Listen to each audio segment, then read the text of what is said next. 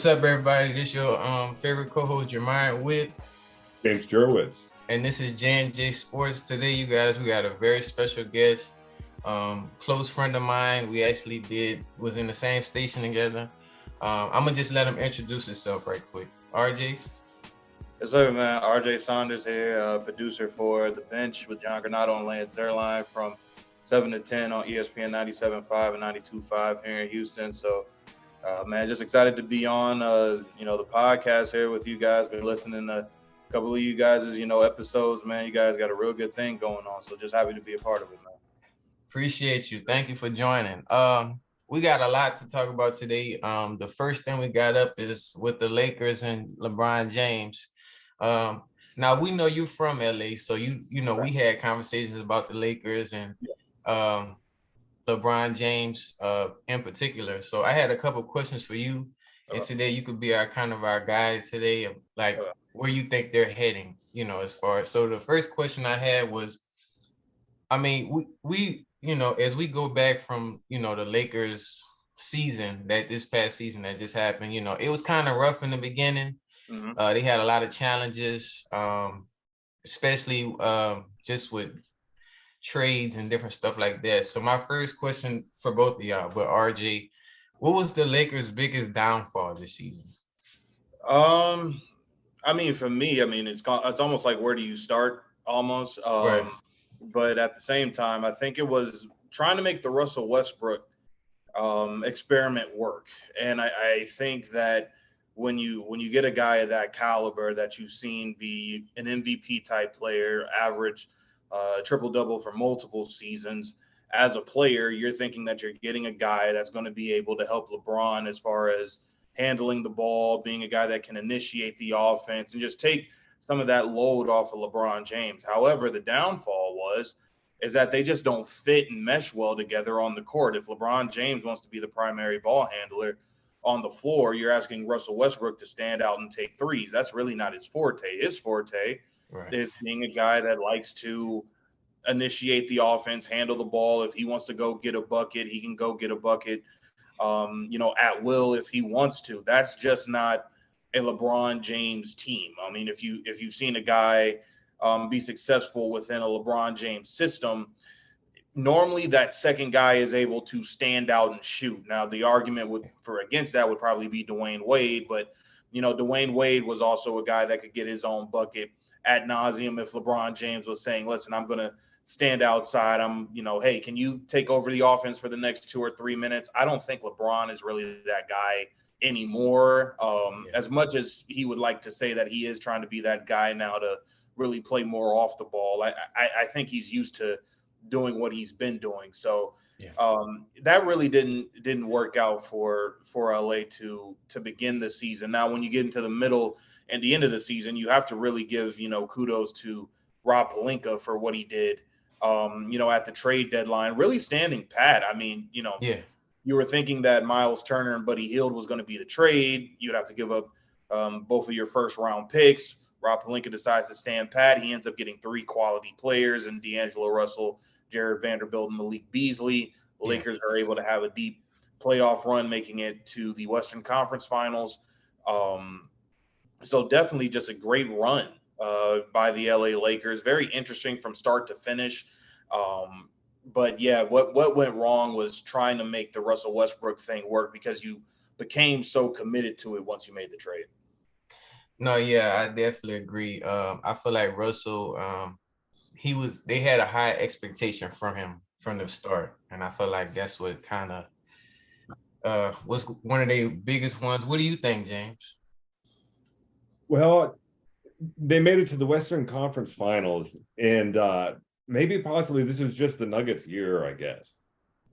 Maybe that's kind of a simple answer, but and then Anthony Davis, was he able? He played throughout the whole season, right? He didn't get hurt or anything. He missed some time. He did. Okay. Yeah. I remember hearing about that, and I think that probably had a significant impact on the game, probably. Him and LeBron, or they just had that chemistry on the court. Yeah. Yeah, I would agree.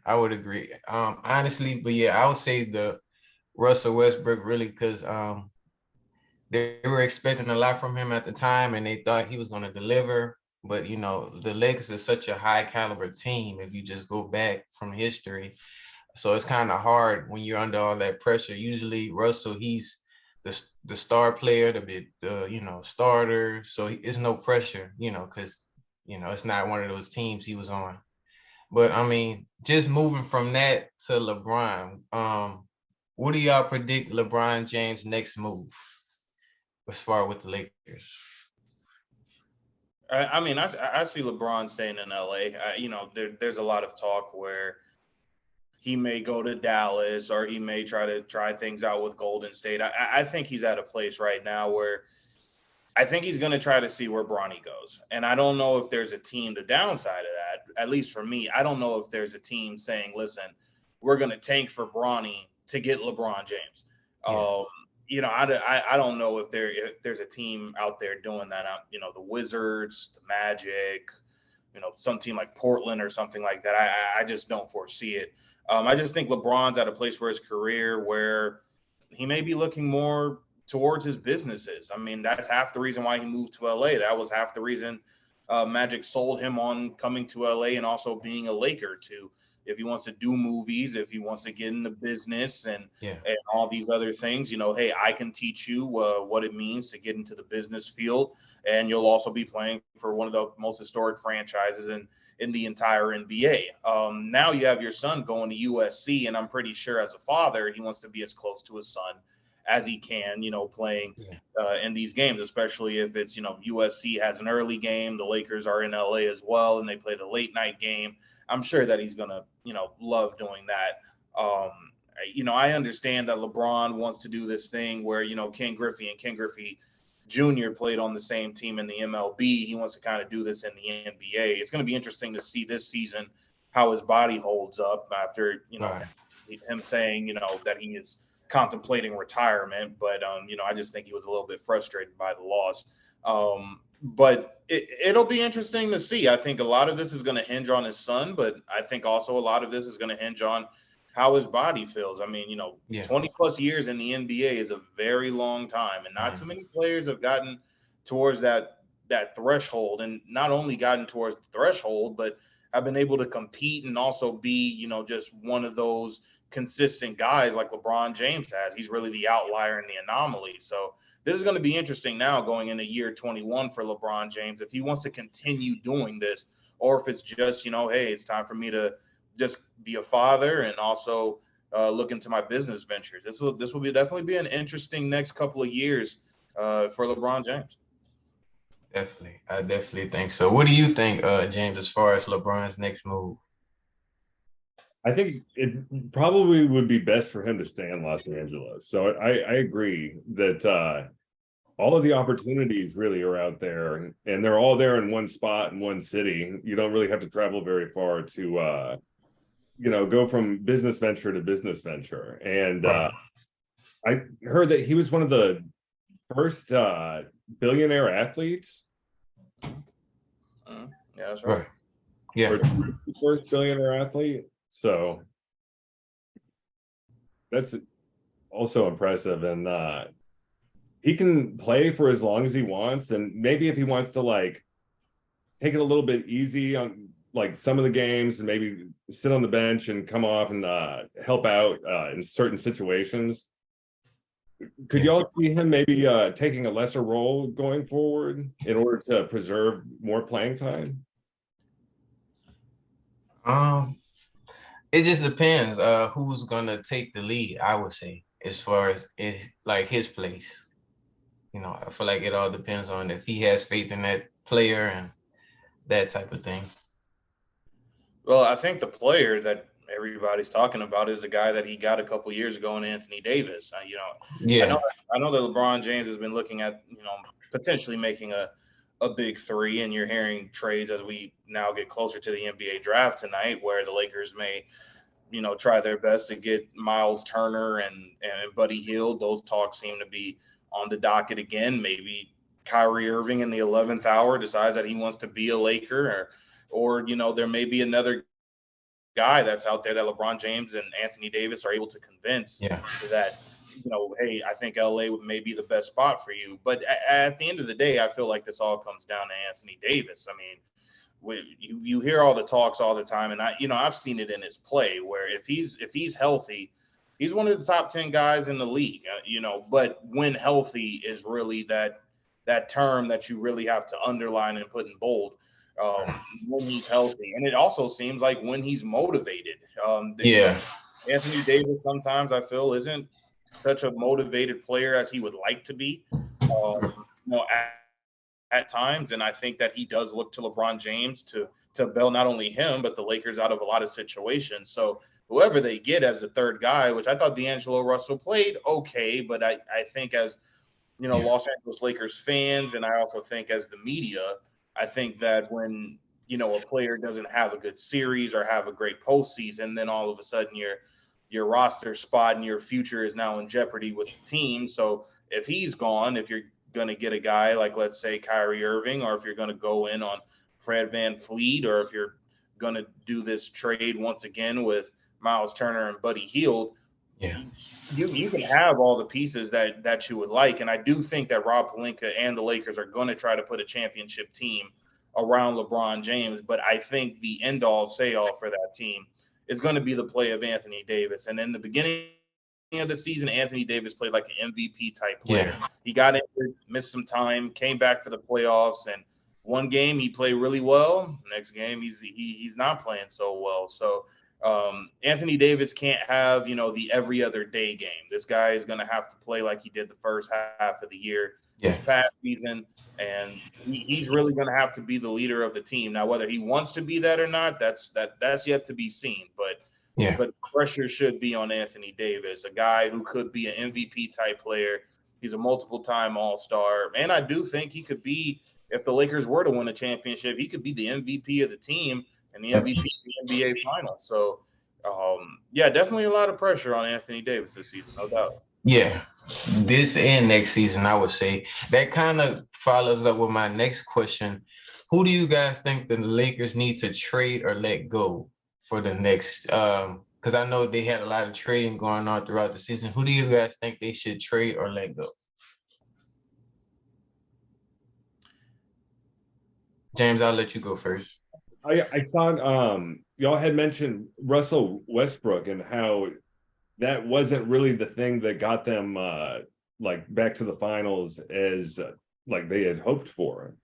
And so it sounds like maybe they put a lot of focus into that, and it's for a long time, the contract, or it wasn't just for 1 year, right? It was for a while for Russell Westbrook. I think it was a 3-year deal. I don't know, totally off the top of my head, but I think it was 3 years. Yeah. After just maybe if he spends another year there, another off season, maybe things do come together for them and they're able to get back to the finals. And if Davis is able to stay healthy too throughout the full season, and from what I've seen the past few years, the center position is really vital when it comes to getting to the finals and having success. Yeah, you had Giannis and then Josic just recently. So right. Yeah, what do you think? Oh, yeah, it'll be interesting, really, for the Los Angeles Lakers, because you've gotten over the Russell Westbrook hump. He's now a free agent, once again, but probably is going to re-sign with the Clippers. It'll be interesting this offseason what happens with the future Russell Westbrook. Yeah. I wouldn't if it were me. I don't know what they would find wrong with the team. I think you tried the old group with guys like Westbrook. You brought in Carmelo Anthony, a couple years ago. And you brought in the old Lakers. All of them had played for the Lakers once upon a time, but they were now old, and it was the old Lakers. Then you bring in, you tried to trade all of that, and you try to make it younger, but you still have this Anthony Davis, Russell Westbrook, LeBron James problem. Now, I think after you made the trade with Russell Westbrook, and you bring in D'Angelo Russell, you also bring in Jared Vanderbilt and you bring in Malik Beasley, you now have a young squad and a young roster, which it seems, that's where the league is going, much younger than what it used to be. But it seems like the guys that are on the trading block right now are the guys that they traded for just this past season. You're hearing, D'Angelo Russell may be in a sign and trade with the team packaged along with that 17th pick. Malik Beasley may be a guy that they trade. Mo Bamba may be a guy that they trade. So instead of trying to bring this team back, a team that, despite the injuries, did go to the Western Conference Finals, and you did have D'Angelo Russell as your lead guard. Malik Beasley played very well this past season once coming to LA, but maybe you would think this offseason and, coming into the regular season next year, maybe he figures it out. Mo Bamba probably would have been a very good backup center to have for this Los Angeles Lakers group. That would have remained to be seen. But those are three guys that you're hearing right now, along with that 17th pick for LA, that may be involved in a trade. And right now you're hearing that it's Indiana again. And last year, this was the trade that, almost seemed to be the quote unquote blockbuster trade for the LA Lakers. You give up your two first round picks and you get Miles Turner, and you also get Buddy Hield, and that beefs up your front line with LeBron James and Anthony Davis, and then you also get a quality shooter in Buddy Hield. Now, the Lakers do need a point guard, even if they do make this trade. Point guard is still going to be something that you need, unless you feel like Dennis Schroeder is going to be your point guard of the future, and then you're going to need to find a backup point guard somewhere that can give you quality minutes, unless you're now, trying to get in the Fred VanVleet sweepstakes, because he is a clutch client. And who's the closest guy to clutch? That would be LeBron James. So there's definitely a lot of options there. Don't know who they're going to trade, but the three names that you're hearing right now that would be packaged along with the 17th pick would definitely be Malik Beasley, Mo Bamba, and surprisingly, D'Angelo Russell. But it will be interesting to see what the Lakers do. Yeah, it's definitely a mystery.